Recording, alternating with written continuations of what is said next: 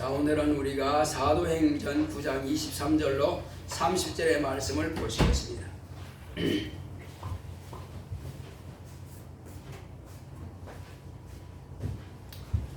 사도행전 9장 23절로 30절.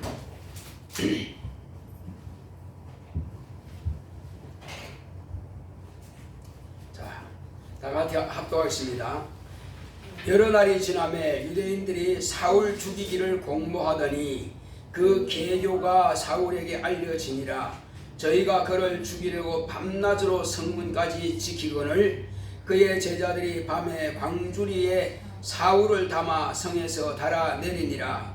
사울이 예루살렘에 가서 제자들을 사귀고자 하나 다 두려워하여 그의 제자됨을 믿지 아니하니 바나바가 데리고 사도들에게 가서 그가 길에서 어떻게 주를 본 것과 주께서 그에게 말씀하신 일과 다메섹에서 그가 어떻게 예수의 이름으로 담대히 말하던 것을 말하니라.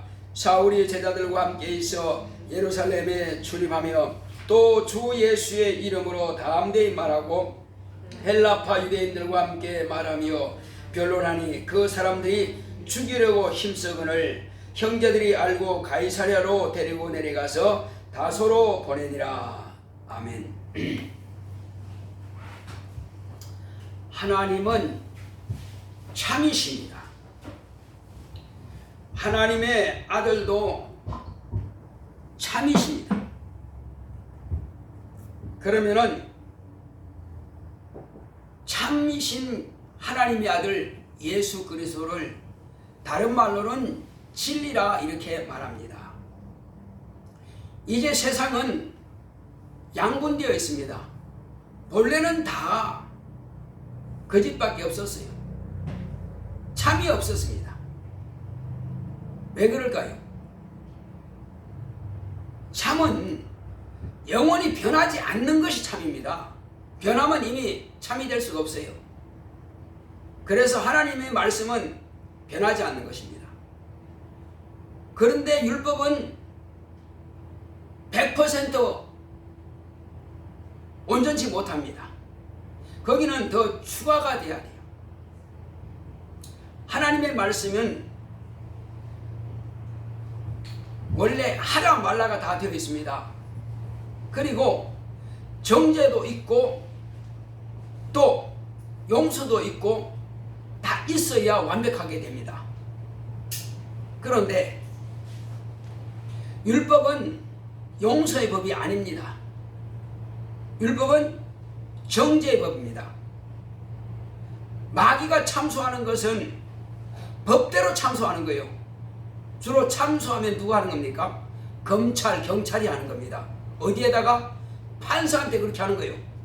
그런데 변호사는 그 피고에 대해서 어떻게든지 죄를 경감시키기 위해서 이제 변론을 하죠.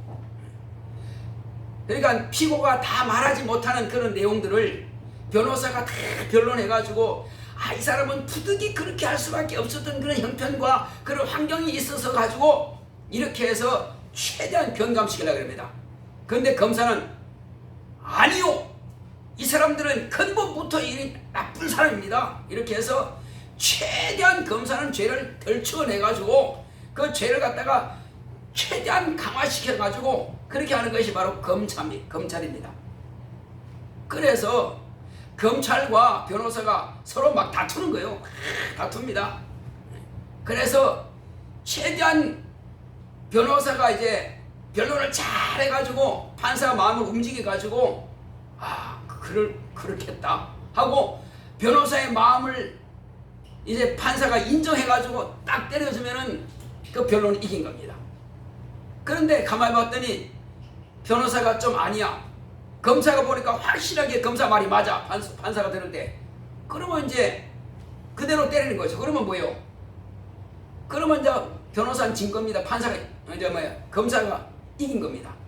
마찬가지로 법이 없으면은 변론도 안 되고 법이 없으면은 이 참소도 안 되는 겁니다.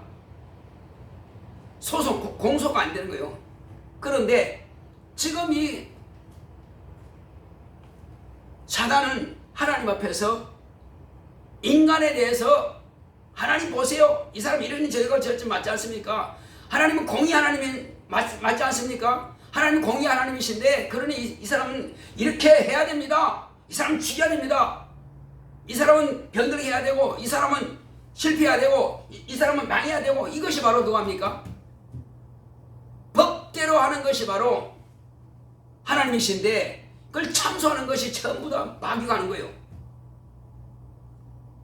자, 그래서 법이 있기 때문에 그 법을 가지고 사단은 참소하는 겁니다. 마귀는 참소하는 거예요. 자, 그런데 변호사가 없으면 어떡하겠어요? 끝난 거지 뭐. 그 예수님은 누구요? 우리의 변호사입니다. 뭐 가지고 변호합니까? 당신의 피를 내놓고 변호하는 거예요. 그래서 저와 여러분들은 예수의 피 때문에 하나님께서 보시고 내 아들의 피구나. 용서로 딱 들어가는 겁니다. 그런데 용서 들어가려면 그냥 피만 보고 아니요. 반드시 자기 입으로 말을 해야 됩니다. 하나님, 나는 이런 죄를 지었는데 난 그렇지만 예수님의 피곤으로 내가 의지합니다 하는 고백이 필요하다는 말이에요. 죄를 짓고도 입 꾹 다물고 가만히 있으면 마귀가 참소한다면 어떻게 하겠어요? 그냥 당하는 거지 뭐. 그런데 이제는 마귀가 참소할 능력 자체가 없습니다. 왜? 자신이 이미 뭐가 된 겁니까? 정죄받았습니다. 너는 참소할 능력도 없어. 너 이미 정죄받은 놈이야. 그래서 율법을 가지고 참소하려 해도 예수님께서 이미 율법에 정죄하는 그대로 당신이 다 당하신 겁니다. 야, 어디 있느냐? 마귀 어디 있느냐? 이미 그것은 네가 잘못한 거네? 네가 잘못한 거네? 하나님께서 그렇게 보시는 거예요. 그리고 율법대로 예수님께서는 다 이루신 겁니다. 끝난 거예요. 자, 그래서 율법에는 용서가 없기 때문에 은혜가 없기 때문에 완벽한 법이 아니라는 말이에요. 그래서 여기에다가 예수님께서 그렇다고 율법이 없어진 게 아닙니다. 왜? 율법의 1.1핵이라도 이 세상이 끝날까지 존재한다고 그랬습니다. 율법이 없으면 사람들은 전부 다 안 믿어도 되는 걸 되는 거예요. 율법이 있기 때문에 그 법에 의해서 사람들은 장차 예수님께서 마지막 때 이제 정죄하시는 겁니다. 율법에 정죄하는 대로 예수님께서 이제 심판하시는데 예수의 피가 없는 사람들은 그냥 당하는 겁니다. 그냥 당하는 거예요. 그래서 예수님께서 초림하셨을 때는 율법에 정죄받아서 지옥 보내지 않기 위해서 당신의 피를 쏟아주기 위해서 오신 것이고 다음에 오실 때는 심판주로 오시는 겁니다. 내가 너를 위해서 피 흘렸는데 너는 어찌하여 그 피를 믿지 않았느냐, 이렇게 되는 겁니다. 그래서 저와 여러분들은 복음을 듣고 예수의 진리의 말씀을 듣고 율법에다가 뭐가 포함된 거라고 그랬어요? 용서, 은혜가 포함된 것이 바로 진리가 되는 것입니다. 완벽한 하나님의 법이 되는 거예요. 이 법은 절대로 변하지 않는 법입니다. 그래서 예수님도 만약에 율법이 없다면 정죄할 수 있을까요? 없죠. 근데 모세의 율법보다도 더 강화된 법이 예수의 율법이란 말이에요. 모세는 살인해야만 되고 실제로 도둑질해야만 되고 실제로 간음해야만 이것이 죄라고 인정하지만 예수님은 마음에 품은 그 자체가 전부 다 죄가 되는 것입니다. 그래서 누가 볼지라도 예수의 법이 상위법입니다. 그래서 예수님의 율법은 완벽하죠. 더 이상 강화시킬 수 없습니다.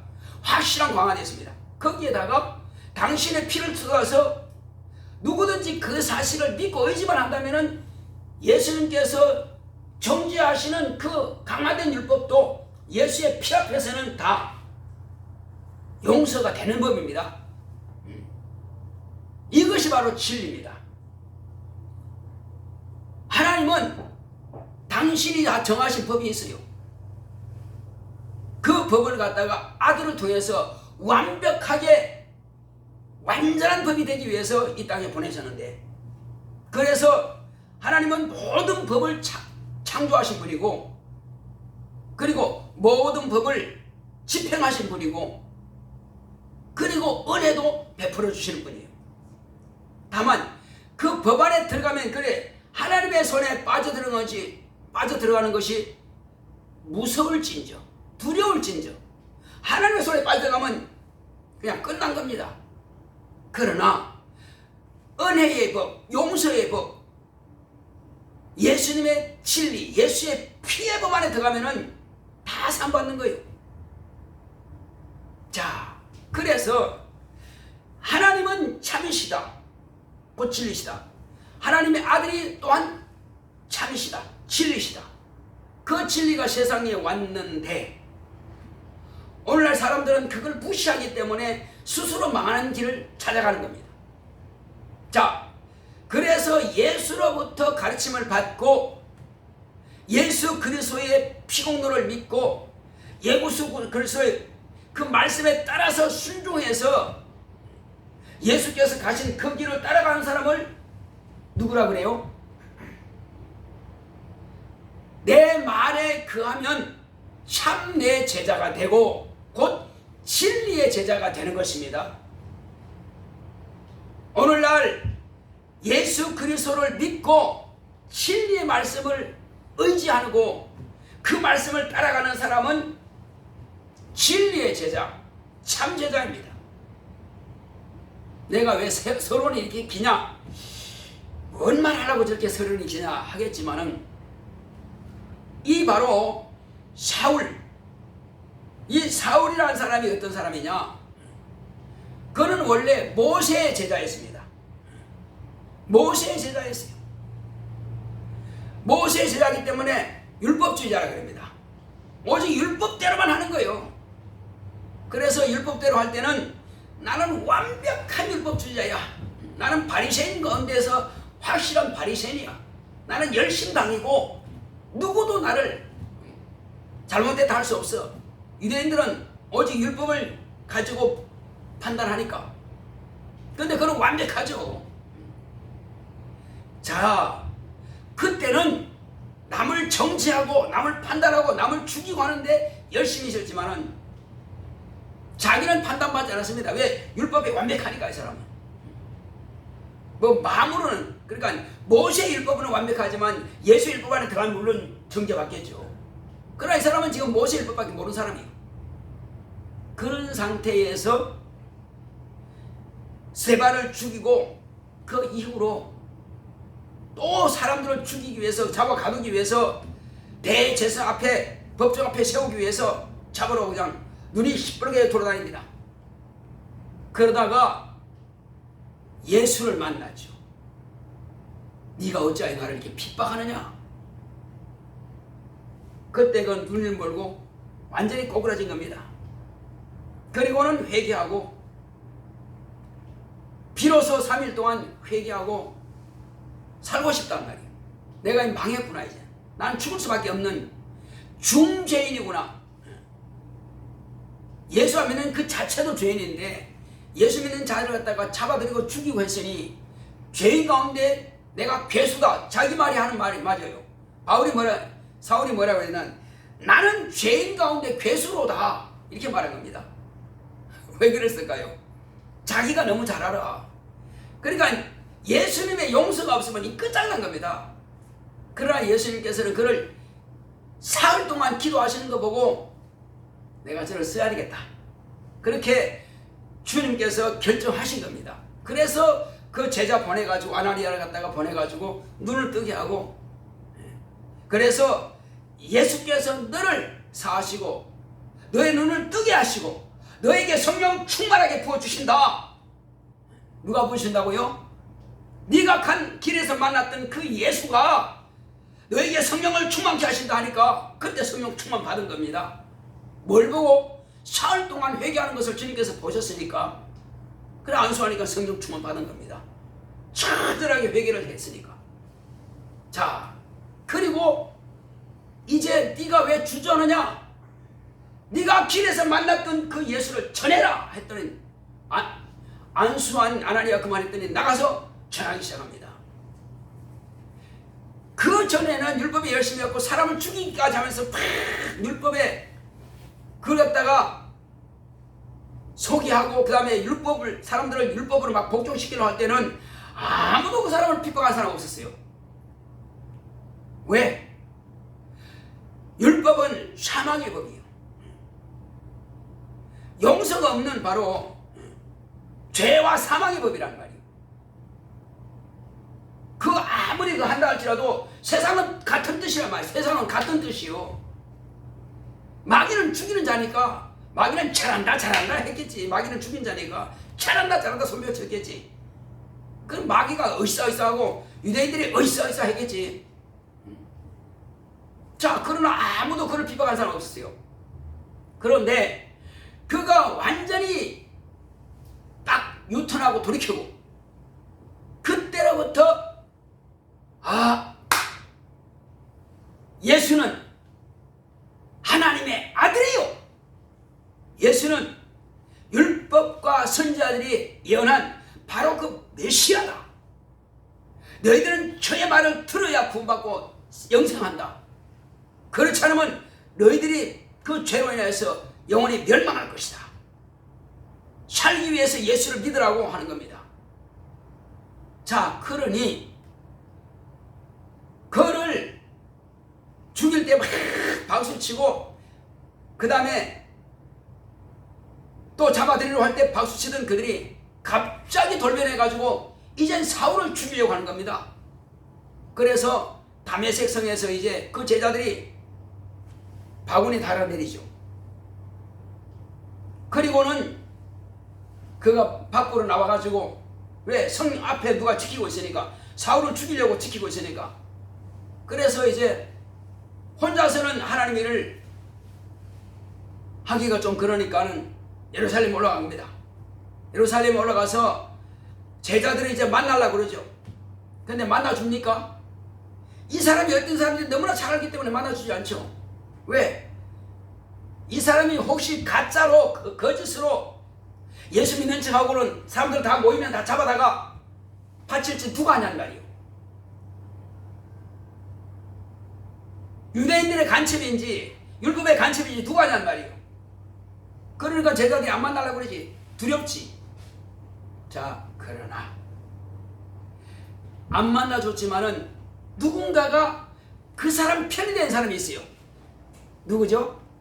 사울이라고 하는 사람이 편이 된 사람이 있습니다. 사울은 확실하게 변화된 게 맞습니다. 그러나 예루살렘에 있는 제자들은 인정할 수가 없죠. 그거 어떻게 변한지 모르기 때문에. 그러나 그 예루살렘에 있는 제자들이 인정하는 사람이 있습니다. 그 사람은 사도도 아니에요. 안수받은 집사도 아니에요. 그냥 평범한 사람이에요. 그런데 제자들이 그 사람 이름을 붙여주기를 바나바라는 이름을 붙여줬습니다. 바나바라고 한 뜻이 뭐냐면은 권위자라. 사람을 잘 권면하고 설득해서 그 사람 위로해주고 도와주는 역할을 잘하는 사람이에요. 특별한 직분이 없는 사람인데 그래서 그 사람은 사도들이 다 인정하는 사람이에요. 그 인정하는 그 사람이 사울을 손잡고 데려왔습니다. 데려와가지고 사도들 앞에 이 사람에 대해서 내가 말씀드리겠습니다. 이 사람은 본래 당신들이 형제들이 인정하는 그런 사람 맞습니다. 그렇지만은 다메섹에서 누굴 만났어요? 바로 예수를 만난 것입니다. 예수를 이렇게 만나가지고 그가 회개하고 성령 받고 침례 받고 변화돼가지고 거기서 전도하다가 지금 그를 죽이려고 해가지고 지금 예루살렘으로 온 겁니다. 그러니까는 이제 화해의 악수를 청한 겁니다. 그래서 이 아나니아라고 하는 아니요 바나바라고 하는 그 형제를 통해서 사울과 사도들이 손을 잡았죠. 이제 손 잡으니까 뜻이 같이 된 것입니다. 사울이 가는 뜻과 베드로와 11명의 그 사도들이 가는 뜻이 같이 되어버렸습니다. 그러니까 그때부터 담대함을 얻어가지고 또 예루살렘에 있는 유대인들한테 예수에 대해서 소개하기 시작합니다. 특히 지금 여기 말한 이 사람들, 헬라파 유대인들은 어떤 사람이냐? 헬라파 유대인들은 말을 잘하는 사람들이에요. 철학자들이요. 이 사람들을 설득할 수 있는 사람은 바울밖에 없습니다. 자, 이렇게 설득해서 이제 변화시키는 겁니다. 그러니까 도저히 말로 안 되겠다. 저 사람 죽여야 되겠다. 해서 죽이려고 하는 것입니다. 자, 이제 우리가 신앙생활을 할 때에 과연 무엇이 옳은지 무엇이 그런지 우리는 분명하게 알아야 할 이유가 있습니다. 율법대로만 가면은, 또 세상 윤리적으로 가면은 아무도 우리를 해할 자가 없습니다. 그러나 누구든지 참 제자, 진리의 제자가 되면 그때부터 핍박이 따라오는 것입니다. 그때부터 그를 죽이려고 하고 끊임없이 정죄하고 끊임없이 그를 죽이려고 합니다. 내가 지금 핍박을 받는 입장이냐 아니면 핍박을 하는 입장이냐? 우리가 지금 핍박받는 입장에서 핍박을 받고 있다고 하는 것은 내 신앙이 정상적으로 가고 있다는 것입니다. 그러나 핍박을 받지 않고 있다고 하는 것은 아직도 내가 예수의 참 제자로서의 사명을 제대로 감당하지 못하고 있다는 것입니다. 저나 여러분 마찬가지입니다. 사울이 그전과 그 이후는 완전히 반대되는 것은 바뀐 것이 바로 이것 차이입니다. 세상은 우리를 할 수만 있으면 예수를 전하지 못하게 합니다. 그리고 내 마음에 두려움을 갖게 만듭니다. 또 내 마음에 미루게 만듭니다. 할 수만 있으면 예수를 증거하지 못하게 하는 겁니다. 그 누가 그렇게 하는 겁니까? 아무도 말하는 사람 없습니다. 그럼 내가 안 하고 있습니다. 왜 안 하고 있습니까? 우리 속에서 그렇게 반대하는 영이 있습니다. 귀신이 우리로 하여금 복음을 전하지 못하도록 시간을 빼앗고 마음을 빼앗고, 사단은 열심히 일하는 자는 핍박해서 죽이고 감옥에 가두고 그렇게 하지만 하지 않은 사람은 두려움과 염려와 근심과 그리고 세상 일로 인해서 점점 하지 못하도록 그 시간을 자꾸 뺏어가는 거예요. 아무것도 못하고 무능하게. 그 자기는 나는 구원받았으니까 됐지 뭐. 나는 구원받았으니까 자기 스스로 위로합니다. 그러나 우리 주님은 우리가 그렇게 되기를 바라지 않습니다. 원수 마귀는 할 수만 있으면 너는 그냥 가만히 있으면 돼. 너는 가만히 있으면 돼. 예수님은 하나님의 아들이기 때문에 오신 목적을 마귀가 알기 때문에 세 가지를 가지고 자기 종으로 복종시키려고 그랬습니다. 우리가 가만히 있으면은 마귀가 원하는 수준으로 따라가게 되는 거예요, 지금. 그러니까 우리는 가만히 있으면 되는 게 아니에요. 또, 그뿐입니까? 우리가 충만하게 하게 되면은 하나님께서 우리를 지원하십니다. 우리가 어려움이 있을 때에 그때그때마다 기도하면 쉽게 응답이 됩니다. 그런데 우리가 마땅히 해야 될 일을 하지 않고 자꾸만 미루게 되고 불순종하게 되고 이렇게 된다면 주님도 우리를 지켜보시고 계십니다. 우리가 세상의 일이 계속 빠져 있으면 주님도 그냥 지켜보세요. 더 열심히 마귀와 귀신은 그 일에 자꾸만 빠져들게 만듭니다. 그러나 우리가 세상 일도 있지만은 하지 말라는 겁니다. 분명히 해야 됩니다. 해야 되겠지만은 한쪽을 완전히 다 쟁겨놔버리고 한쪽만 만약 하게 된다면 어떻게 될까요? 그렇게 되면 그쪽으로 자꾸 몰입하도록 합니다. 그래서 일이 안 되게 하는 거예요. 차라리 이쪽도 내가 하지만은 이것을 하나님께서 우리에게 명하신 말씀을 더 순종하고 일이 진행한다면은 우리 주님께서는 내 일을 도우실 것입니다. 내 일을 되게 하실 것입니다. 그래서 우리는 두 가지를 지금 같이 해야 됩니다. 세상 사람들은 방해하는 자가 없으니까 자기 머리 가지고 자기 육신의 일만 열심히 하면 되는 겁니다. 그가 성공할 확률이 있어요. 그러나 우리는 두 가지가 있습니다. 첫째는 하나님의 일을 위해서 기도해야 되고 또 일을 실천해야 되고 그리고 내 일도 해야 되고 그런데 원수는 할 수만 있으면 내 일만 하라는 거죠. 거기는 하지 말고 그냥 놔두고 그래서 우리도 전략이 필요하다는 말이에요. 핍박이 있을지라도 어려움이 있을지라도 우리는 전략적으로 이 마귀의 일을 분쇄시켜 나가야 됩니다. 더 이상 참수할 능력도 없는 마귀에게 속지 말고 우리 육체 속에서 우리의 마음의 생각을 자꾸만 부정적으로 아니 이거 좀 더 해야 돼 이거 좀 부족해 계속 내가 세상에서 해야 될 그걸 자꾸만 부족하다고 계속 해서 그 시간을 빼앗기게 만듭니다. 우리는 속지 말아야 됩니다. 이 귀신과 마귀와 미혹의 영들은 할 수만 있으면은 하나님의 일에 대해서 등한하게 만들고 한쪽으로 제껴놓게 만들고 그리고 하나님의 뜻과는 반대로 가도록 만듭니다. 세상 사람들이 볼 때 맞습니다. 너 그거 해야 되잖아. 맞죠? 당연히 맞는 것입니다. 그러나 주님은 그거 맞다. 그렇지만은 너는 한 가지를 지금 포기하고 있구나. 이제는 내가 도우려고 하는데 어떡할래? 도우려고 하는데 아니 됐습니다 주님. 조금 더 기다리세요.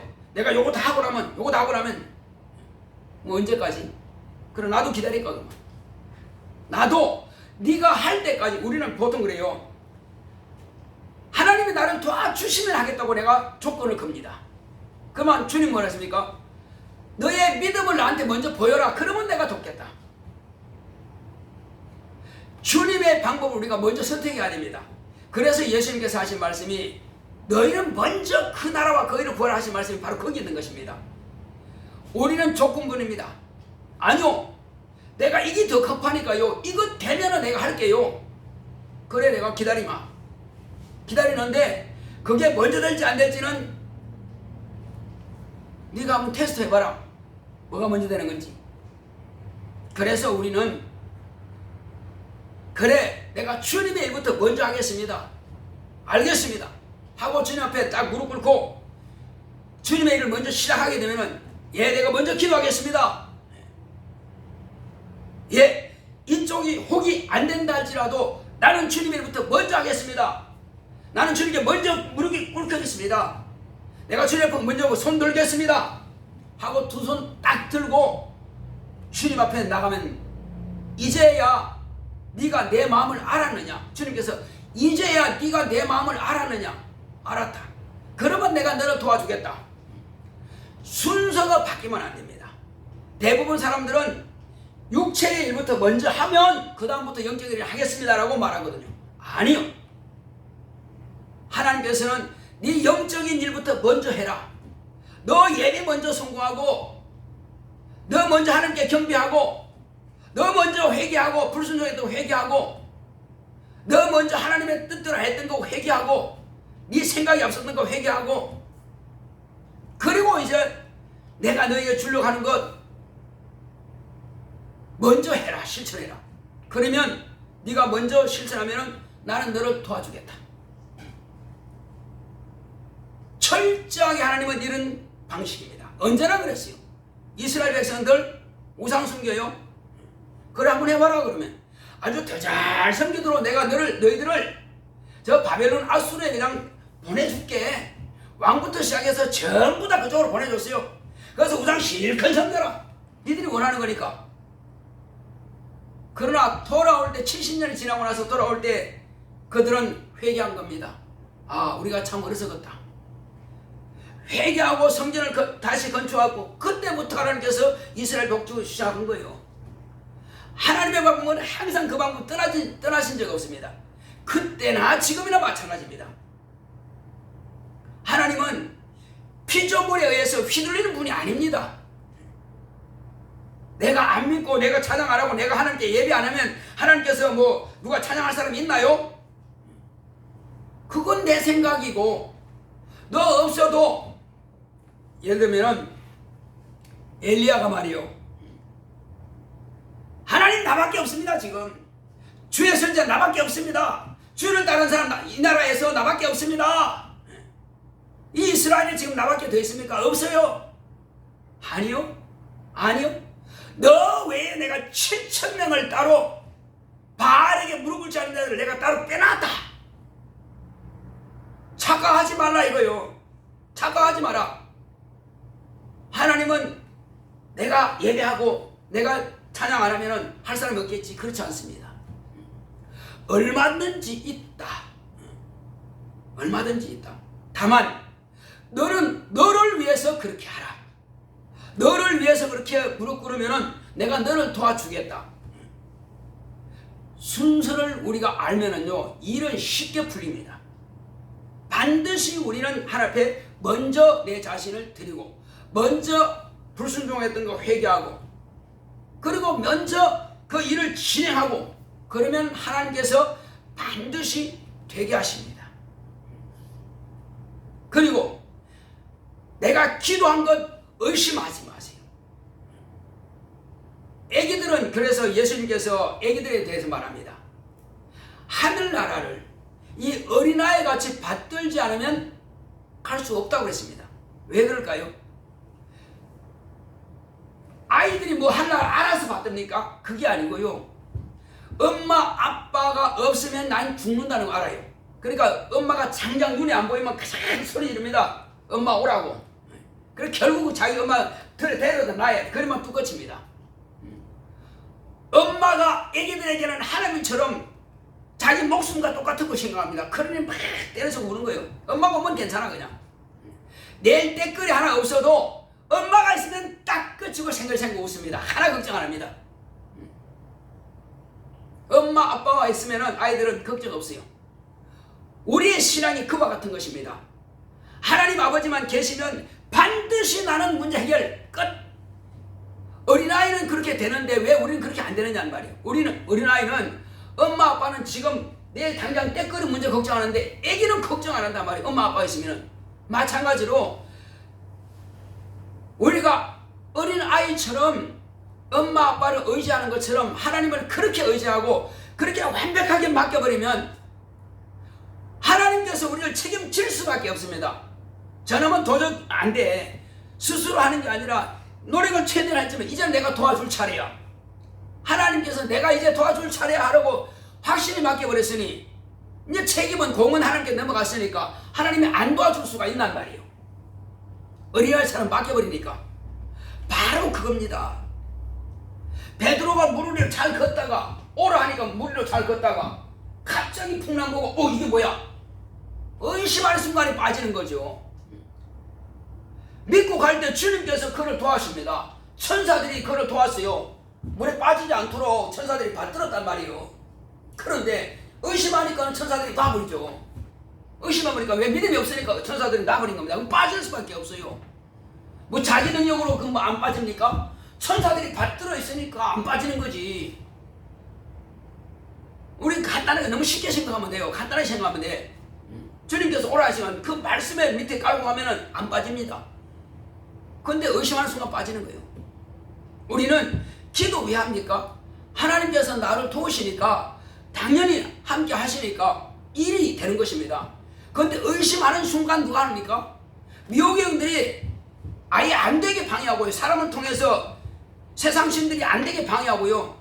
사람들 충동시켜가지고 관계된 사람들을 다 충동시켜서 안 되게 해버립니다. 꼬이게 만들어버려요. 귀신을 내 속에서 점점 더 의심하게 만들고 안 되게 만듭니다. 그래서 내 생각은 이게 부족해. 더 해야 돼. 더 해야 돼. 이게 내 생각입니다. 우리는 내 생각대로 가면 반드시 안 되게 되어 있습니다. 하나님의 말씀대로 가면 되게 되어 있습니다. 방법을 하나님 말씀을 따라갑시다. 예수님께서 말씀하신 것처럼 어린아이처럼, 어린아이가 부모를 받들어서 그렇게 순종하고 그렇게 확실하게 100% 믿는 것처럼 우리가 그렇게 주님을 믿고 그렇게 하나님 믿는다면 하나님은 나를 도우십니다. 오늘 여러분들이 토리하고 참 잘했습니다. 그랬어요. 내 일 바쁘죠. 내 공부도 바쁘죠. 그러나 하나님께 먼저 헌신한 것 하나님께서 반드시 받으실 것입니다. 몸으로 헌신했으면 믿음으로 확정하시기 바랍니다. 하나님께서 이걸 받으셨으니 또한 내가 의심하지 않겠다. 내가 하는 것은 100% 하나님께서 나를 도우신다. 안 되는 것이 아니고요. 내가 안 믿어서 문제입니다. 속지 마세요. 10,000명이 다 면접 봤다 할지라도 하나님께서 되게 하시면 다 빼버리고 나를 집어넣으면 되는 것입니다. 사람들의 생각만 바꾸면 돼. 하나님께서 그들의 생각을 만드신 분입니다. 하나님 누굽니까? 저와 여러분들의 아버지요, 저와 여러분들의 주인이십니다. 그리고 내가 그분께 맡기는데 왜 안 된단 말입니까? 오히려 안 되는 게 이상한 거 아닌가요? 똑같이 만약에 100명이 같이 면접 봐서 그 중에 여러분들 자신의 믿음이 이와 같이 100% 의지한다면 여러분들을 쓰실 것입니다. 어떤 믿음을 가지느냐? 반드시 그 믿음을 가진 사람은 반드시 들어 쓰실 것입니다. 이거 믿어지면 되는 것입니다. 할렐루야. 안 믿어가지고 이익이 있으면 믿지 마세요. 그럼 믿어가 될 것 같으면 그냥 믿으세요. 전혀 믿으세요. 의심하지 말고 그냥 믿으세요. 어린아이처럼. 그러면 하나님께서 저와 여러분들이 반드시 지원하시고 도우실 것입니다. 다른 기도할 때 어제까지는 주여 하나님의 뜻대로, 오늘은 이제 대화를 들어보면 되네. 그러면 해야지. 주여 이겁니다. 내 마음으로 확실히 돼야 돼. 그러면 같이 믿으면 되는 것입니다. 이젠 축복만 하면 되는 겁니다. 할렐루야. 무슨 뜻인지 알겠죠? 하나님께서 함께 하시면 반드시 일은 되게 돼 있습니다. 자, 우리 이 시간 기도할 때 주여, 혹이 내가 부정적인 생각이 있으면 이 시간 회개합니다.